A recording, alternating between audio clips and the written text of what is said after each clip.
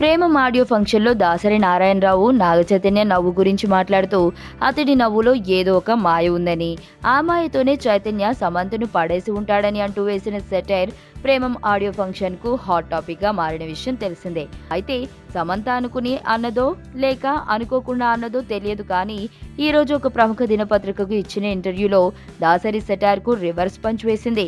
తాను నాగ చైతన్యతో డేటింగ్ చేస్తున్న విషయాన్ని అధికారికంగా బయటపెడుతూ దాచడానికి ఇందులో రహస్యం ఏమీ లేదు అంటూ కామెంట్స్ చేసింది. తమ పెళ్లికి ఇంకా చాలా టైం ఉందని, వచ్చే సంవత్సరం తమ పెళ్లి జరుగుతుందని అంటూ తమ పెళ్లి డేట్ ను ఒక 3 నెలల ముందు చెబుతాను అంటూ కామెంట్ చేసింది.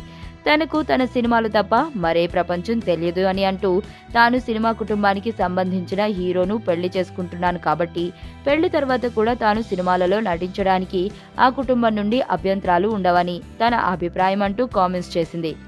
అయితే తాను పెళ్లి చేసుకున్నాక సినిమాలలో నటిస్తే ప్రేక్షకులు తనను అభిమానిస్తారా లేదా అన్నది వారి ఇష్టం అంటూ జోక్ చేసింది సమంత. ఇక నాగ చైతన్య గురించి మాట్లాడుతూ గందరగోళమైన తన జీవితాన్ని నిలకడగా ఒక దారికి తీసుకువచ్చింది నాగ చైతన్య అని అంటూ, పడవకు లంగరు ఎలాంటిదో తన జీవితానికి చైతు చుక్కాని లాంటివాడు అని అంటూ నాగ చైతన్యపై సంచలన వ్యాఖ్యలు చేసింది. అయితే ఈ కామెంట్స్ విశ్లేషిస్తున్న విశ్లేషకులు మాత్రం మరొక అర్థాన్ని తెరపైకి తీసుకొస్తున్నారు.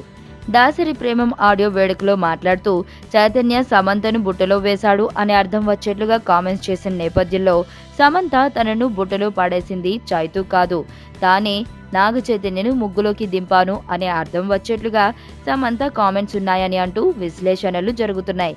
ఏమైనా మాయలేడీ లాంటి సమంత తెలివితేటల ముందు దాసరి కూడా సరిపోడేమో.